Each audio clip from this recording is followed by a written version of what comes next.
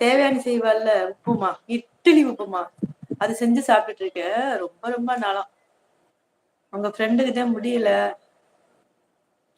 கடலை மிட்டாய் கோவில்பட்டியில famous. Super super. Channel இல்லையா? ஓகே. என்ன இன்னும் குணம் ஆகவில்லையா பாப்பாவுக்கு? ஆமா.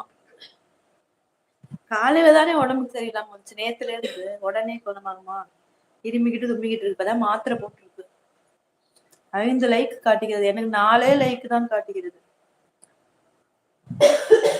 லைவ் இப்பதானே போட்டேன். 7 நிமிஷம் தான் ஆகுது லைவ் போட்டு.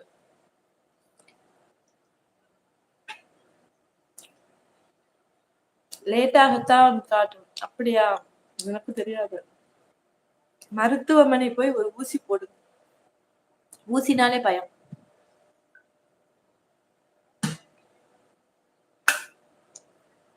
அஞ்சு லைக் தான் காட்டுதா? எனக்கு 4 லைக் தான் காட்டிட்டு போகுது. லைக்கா முக்கியம்? என்ன சவறு, என்ன குழம்பு சரண் வீட்டுல? ஜிஜி மோகன் அண்ணா, உங்க வீட்டுல என்ன சாப்பாடு? உங்களுக்கு ஒன்று கம்மியா தான் காட்டும். அது வேறையா? எவ்வளவு தெரிஞ்சுக்க வேண்டியது இருக்கு இந்த யூடியூப்ல. எனக்கு ஒரு லைக் கம்மியா காட்டும். ஸ்பேனர் இருந்தா கமெண்ட்ஸ் போட முடியாது. இந்த மாதிரி ஏகப்பட்ட. ஒரு மருத்துவர் ஊசிக்கு பயந்தா எப்படி? உங்க ஃப்ரெண்டு வந்து ஊசி மருந்து மாத்திரை கொடுக்குற மருத்துவர் கிடையாது.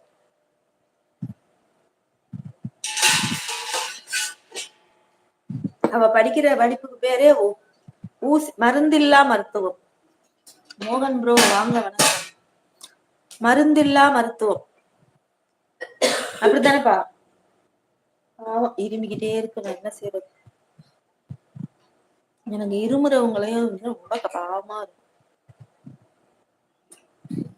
மருத்துவர் தான் முக்கால்வாசி ஊசி போடவே பயப்படுவாங்க தெரியுமா? நான் பார்த்த மருத்துவர் எல்லாருமே வந்து ஊசிக்கு பயப்படுற மருத்துவர் தான். ஆனா அடுத்தவங்களுக்கு மட்டும் நறுக்கு நறுக்குன்னு போட்டு விட்டுருவாங்க ஊசி.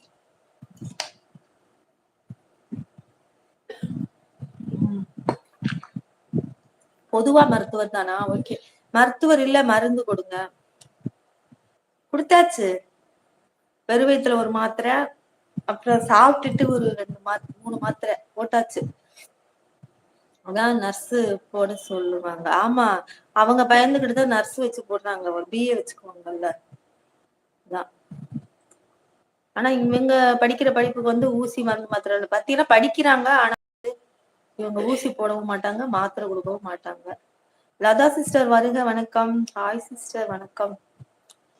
சாப்பிட்டாச்சா? சாப்பிட்டுட்டேதான். இன்னும் கையே கழுவல. இட்லி உப்புமா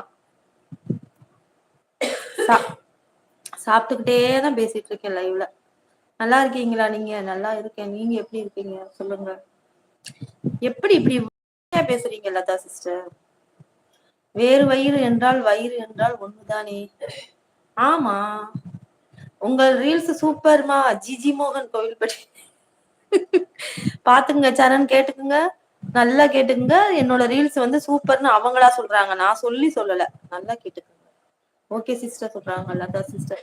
இவ்வளவு இனிமே எப்படி சிஸ்டர் பேசுறீங்க லைவ்ல? எனக்கு கொஞ்சம் கத்து கொடுங்க. நீங்களும் கேட்டுக்குங்க. ஜிஜி மோகன் வந்து என்னோட ரீல்ஸ் எல்லாம் சூப்பர்னு சொல்றாரு.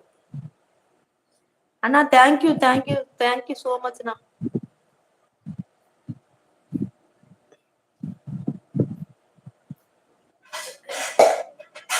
உங்க வீட்டுல என்ன சாப்பாடு லதா சிஸ்டர்? இப்பதான் எனக்கு 5 லைக் காட்டுது.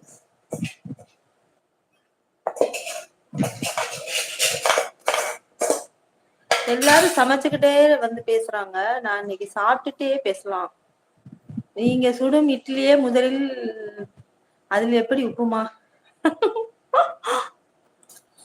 நேற்று காலையில செஞ்ச இட்லி. அப்ப என்ன செய்யறது? அது மழை நேரம் தானே, அது அப்படியே ஃப்ரெஷ்ஷா தான் இருக்கும். வெயில் நேரமா இருந்தாலும் ஒரு மாதிரி வாடி போயிடும். அப்படியே உதுத்து தாளிச்சு உப்புமா செய்ய வேண்டியதான். அது சிக்கன் குழம்பு ஊத்தி சாப்பிட்டு பாருங்க எப்படி இருக்கும். சக்கரை வச்சு சாப்பிடலாம். சுடும் இட்லியே முதலில் உப்புமா தானா?